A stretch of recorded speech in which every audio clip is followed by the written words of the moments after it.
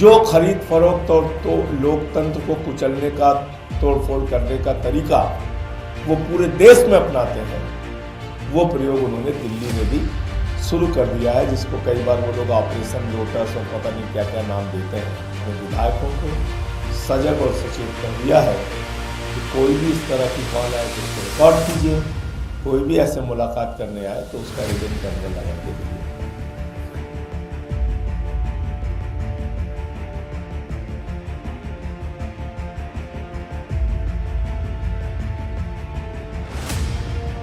संजय सिंह हो या इनके बाकी नेता, इन सबका मानसिक संतुलन खो चुका है।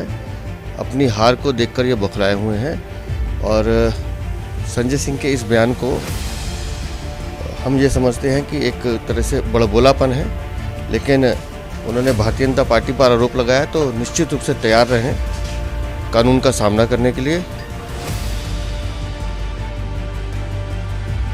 समय सीमा में पूरे किए जाएंगे, ये मोदी की गारंटी है।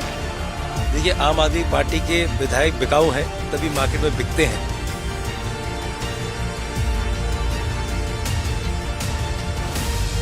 नमस्कार, मैं हूं बॉबी और आप देख रहे हैं एशियन स्काई न्यूज। दिल्ली विधानसभा का चुनाव शांतिपूर्ण तो संपन्न हो गया, लेकिन अब चुनाव के बाद एक बड़ी अशांति दिल्ली में फैली है। दरअसल आम आदमी पार्टी और भारतीय जनता पार्टी दोनों के बीच अब तकरार शुरू हो गया है कि आखिरकार सरकार कौन बनाएगा। इन सब के बीच 8 फरवरी यानी कल चुनाव के नतीजे आ जाएंगे और ये तस्वीर साफ हो जाएगी कि दिल्ली में क्या एक बार फिर से अरविंद केजरीवाल अपनी झाड़ू चलाने में कामयाब होते हैं या फिर 27 सालों के बाद भारतीय जनता पार्टी सरकार बना रही है। अब इन सारी खबरों के बीच जो मुख्य खबरें आज निकल कर आई है, जो इंटरनल खबरें निकल कर आई है, वो ये है कि भारतीय जनता पार्टी ने अब दिल्ली चुनाव के रिजल्ट से ठीक पहले ऑपरेशन लोटस शुरू कर दिया है।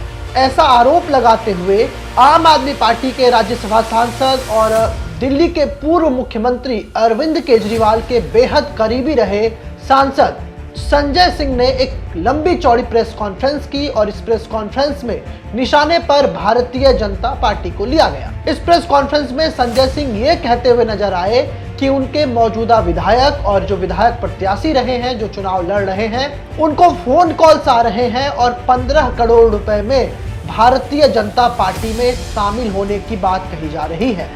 संजय सिंह यही नहीं रुके, उन्होंने कहा कि हमारे विधायक जो जीत रहे हैं, हमारी सरकार बनने जा रही है, लेकिन हमारी चुनी हुई सरकार जो कल उनकी बनेगी, ऐसा वो अनुमान लगा रहे हैं, उसको तोड़ने की कोशिश भारतीय जनता पार्टी अभी से कर रही है। दरअसल इस पूरे चुनाव प्रक्रिया के बाद तमाम एग्जिट पोल्स में भारतीय जनता पार्टी की सरकार बनती हुई दिख रही है। वहीं आम आदमी पार्टी को इस बार करारा झटका लग रहा है, लेकिन इसके उलट संजय सिंह का कहना है कि आम आदमी पार्टी ही सरकार बना रही है और अरविंद केजरीवाल दिल्ली के मुख्यमंत्री बनने जा रहे हैं। अब उन्होंने जो आरोप लगाया है 15 करोड़ रुपए का, उस आरोप में कितनी सच्चाई है उस पर हम आगे बात करेंगे।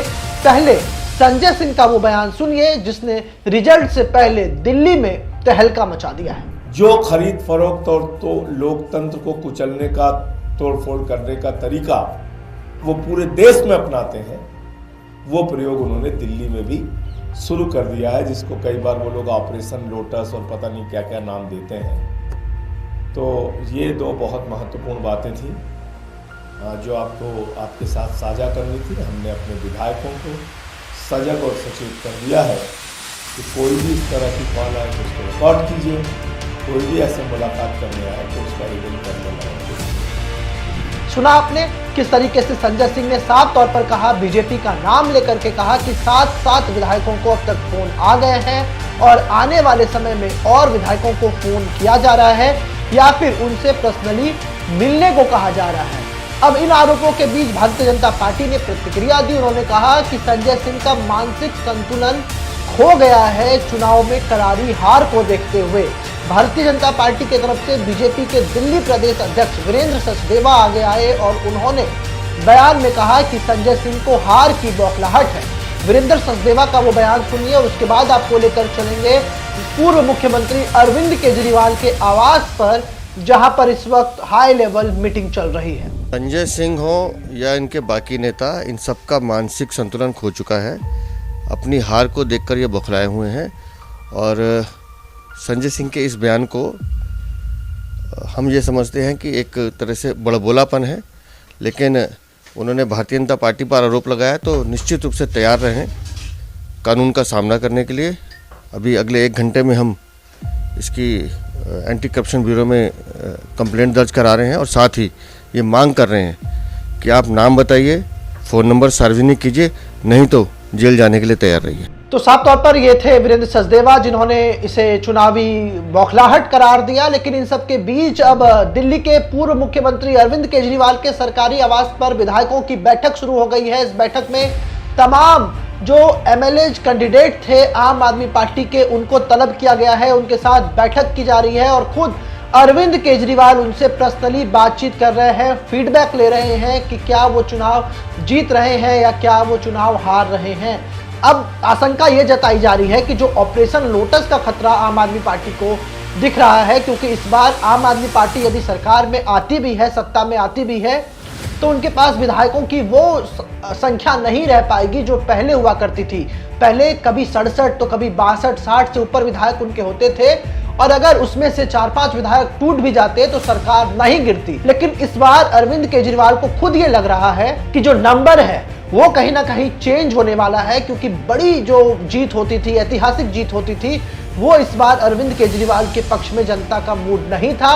यानी कि अगर कम सीट भी आए तो विधायक किस तरीके से इंटैक्ट रहे, विधायक ना टूटे, बीजेपी के प्रलोभन में ना जाए, क्योंकि कड़ी टक्कर जो है एग्जिट पोल में दिख रही है। कहीं कहीं तो बीजेपी की सरकार बनती दिख रही है और अगर ऐसा नहीं हुआ तो बिल्कुल कड़ी टक्कर होगी। 3 से 4 सीटें ही बीजेपी पीछे रह सकती है बहुमत से।